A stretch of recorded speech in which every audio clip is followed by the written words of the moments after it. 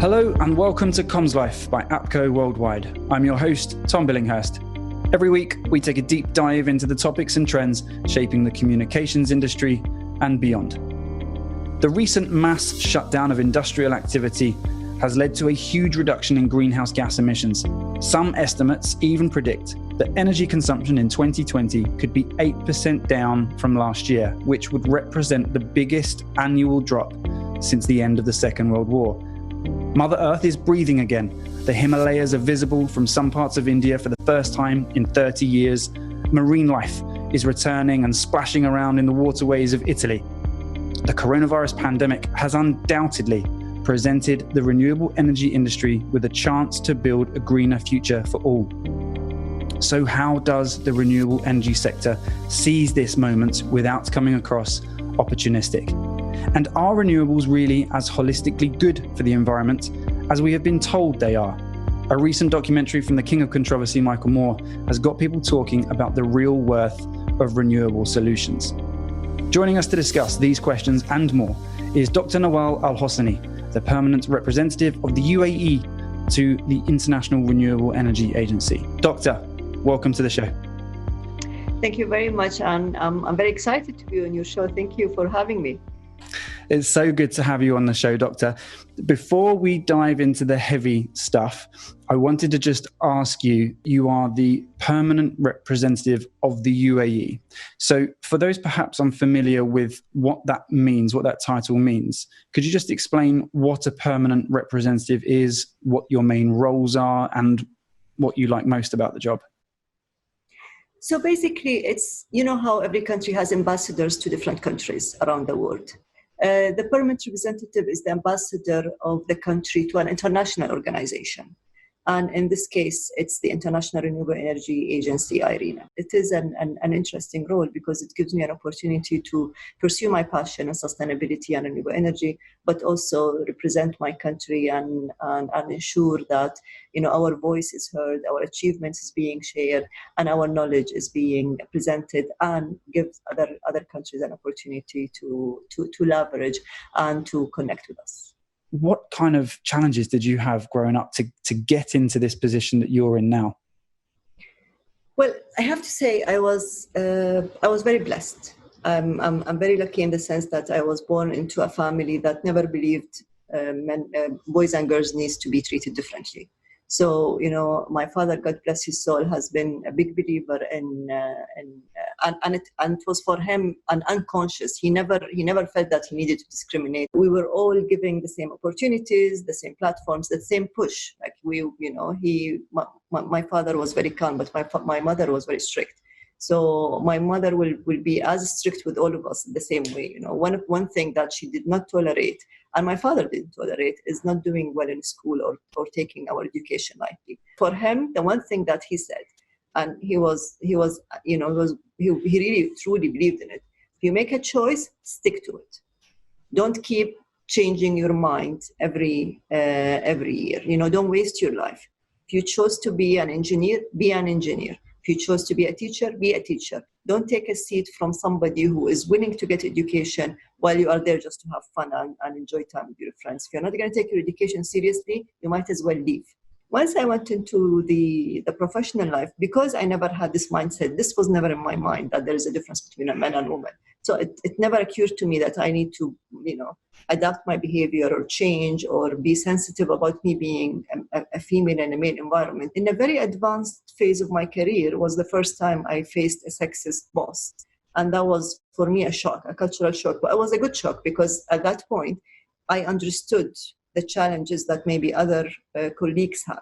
When I used to travel with my delegation, sometimes I would be the only female, but I am the leader of the delegation into countries like the United States of America, you know, a very advanced country, European countries, and interestingly enough, from most of the time, I will be treated like I'm the logistical coordinator or whatever it is. And, you know, in the beginning, I used to get a little bit offended.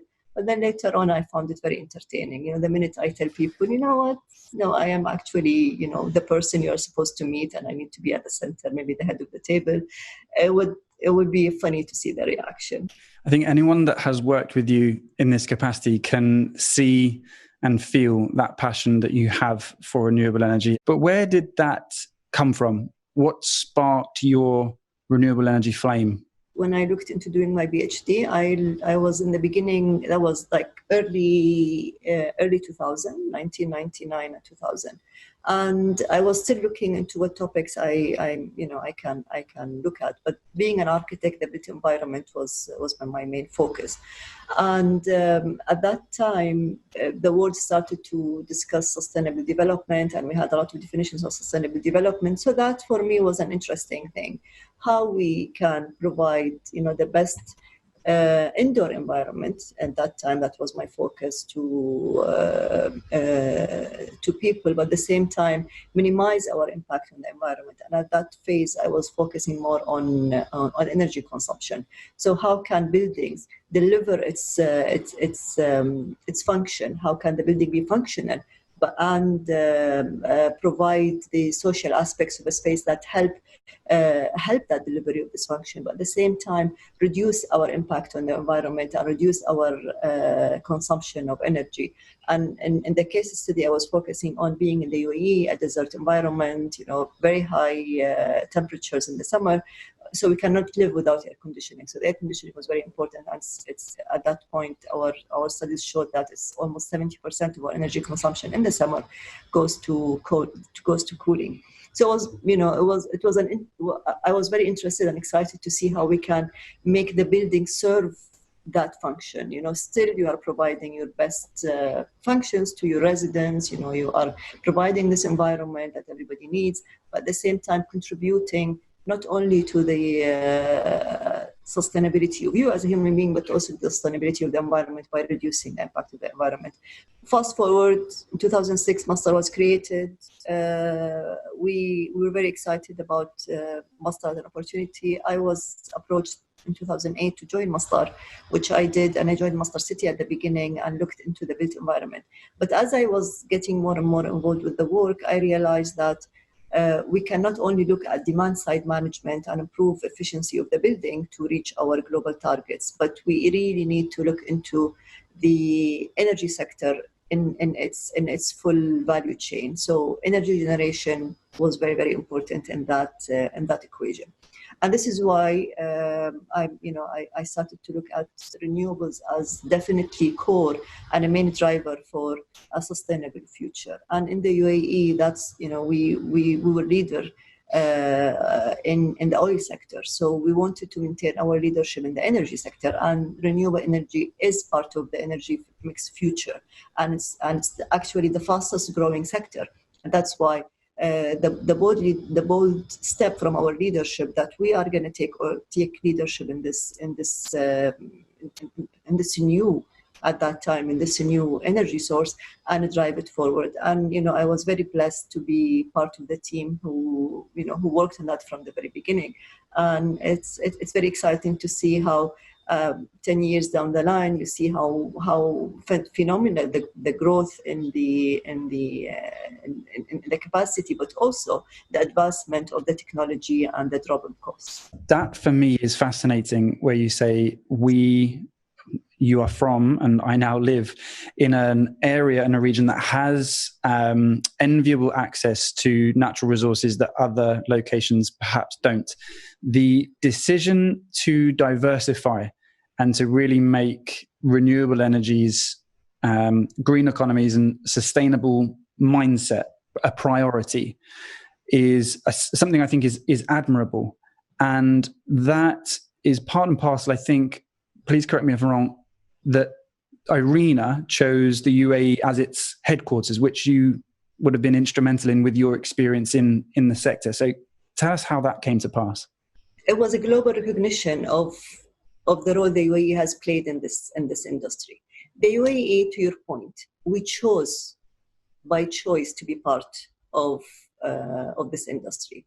But the choice and the global consensus that it's going to be based in the UAE because first, it is the first international organization to be based in this region. and its recognition of the importance of this region, but also because the UAE, as I mentioned, chose to do all those steps. It's not because we had to do it because of our emissions. The UAE has very little emissions, and as per the Kyoto Protocol, we really don't need to do any of those measures that we volunteered into pursuing. As I kind of alluded to, the assumption is this region is blessed with natural resources.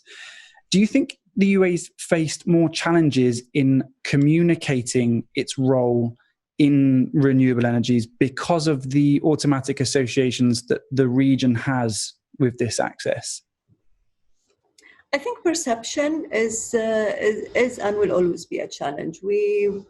I have been speaking and going to conferences around the world since the early days of building Masdar, since 2008, and in certain levels, like you go to the UN platforms, for example, you go to certain conferences, this role has been very, very well recognized. You know, the UAE was a co-chair of the Sustainable Energy for All, a founding member of Sustainable Energy for All, with Kandi Yumkella when it was launched, which is an initiative by Ban Ki-moon, who was the Secretary General of the United Nations at that point. Yeah. I personally received a personal invitation from President Bill Clinton to speak in 2009 or 10. The reason I'm mentioning this is because what the invitation said. The invitation actually said that we would like you to come and shed light from your experience in Masdar on the rebuilding of cities in a sustainable way. And that was, the panel was dedicated to the rebuild of New Orleans. However, when it comes to to general media and the public, the perception of the region is still extremely, extremely immature. The question that I go and guaranteed I'm going to be asked in every conference, regardless of this conference, if it's in the US, if it's in Europe, if it's in Australia, everywhere, south, north, wherever I go, the first question would be, why the UAE is doing it? Why are you doing it? It's not because, nobody's asking what the UAE is doing. The question on why is the first question, and is it a greenwash? Are you just doing it is it a propaganda? Is it a PR stunt? So this perception is there, and we never really cared because we knew it's the only way for you to change perception is by your actions, not what you are saying. How do you think we raise the awareness of what is possible with renewable energy without saying in as few words, coronavirus has presented us with this opportunity? Or are we treading on eggshells there? Should we just say, look, this is the great reset that the world has needed. Now is the moment.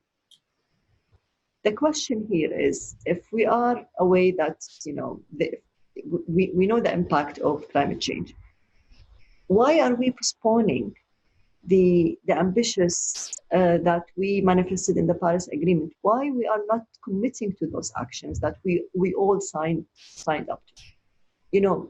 There is a global energy transition that's happening, and the roadmap has been planted in most countries before COVID. So it wasn't like we are looking at this as an opportunity.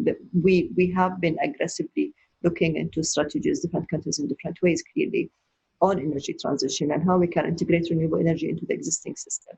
So there is now an opportunity, let's say, once we recover or once we are having a roadmap to recover from COVID-19, into looking at what is it that we saw now when planet Earth breathed a little bit, when we all stayed at home, and try to build on that and not forget the importance of it and not forget that climate change is another serious challenge that we are facing, and jump into an economic growth without understanding the impact that we are having on the environment. I think there are still people who don't quite get the gravity and the seriousness of what climate change will do if we don't, as you say, start factoring in and building in renewable energy solutions into economic recovery packages. But how do we tell people that? How do we tell the youth that? How do we tell leaders that, and people who are still driving around in 4x4s? Uh, it's very interesting when you said how we tell the youth. Tom, the youth are telling us. We are not telling them anything. You know, in September when we were at the UN General Assembly, you had Greta sitting with actually having a prominent seat than world leaders to speak about what does she think, and her colleagues and her friends around the world think that world leaders need to do. So the youth are very aware. Unfortunately, there are some countries that the political will is not in line with their population and social will of that country. And unless we get a global alignment, the movement is not going to be as fast as we need it to be. What we learned now from COVID challenge is once we know how serious the challenge is, and there is a political will to address it, you know, within days, solutions are being approved and implemented. So I think the key word here will be a political will. And someone that has captured this zeitgeist, this global awareness that we do need to look after our climate, has been Greta Attenberg, Doctor, as you mentioned. And we should listen now to one of her more famous speeches delivered at the UN. This is all wrong. I shouldn't be up here. I should be back in school on the other side of the ocean. Yet you all come to us young people for hope. How dare you? You have stolen my dreams and my childhood with your empty words, and yet I'm one of the lucky ones. People are suffering. People are dying. Entire ecosystems are collapsing. We are in the beginning of a mass extinction, and all you can talk about is money and fairy tales of eternal economic growth. How dare you?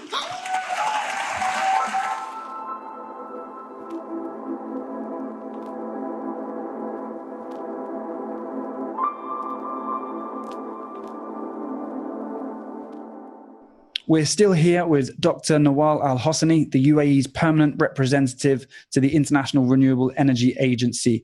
Doctor, thank you so much for sticking around. We've covered quite a heavy topic in climate change and renewable energies, but now we'd like to get to know you a little bit better. So I'm going to throw a few quick-fire questions at you if you're up for it. Absolutely, waiting for it. The worst habit you've developed since working from home? Staying at home. I'm very known to be very active and being out and about like all the time. I leave the house in the morning and I'm never back until sometimes midnight, and I'm very good at operating with the same level of energy, and I'm enjoying working from home, like really, really enjoying it, and enjoying living at home and enjoying doing things in the new pace. So I don't know if I'm going to be welcoming going back and living the same life I had before. So, yeah, that first 8 a.m. morning back in the office, that's going to come as a bit of a shock, isn't it? TV and film or books? Films and books. Films and books. Films and books. I love movies and I love books. TV, not so much. Doctor, your favorite holiday destination? Italy. Your favorite food? Chocolate. Oh, there's a guilty pleasure we didn't know about. Chocolate. Interesting. Any particular type of chocolate? Dark chocolate, not white chocolate. Dark or milk chocolate. Are you a cat or a dog person? I think cats and dogs are very, very happy in their own environment outside my house.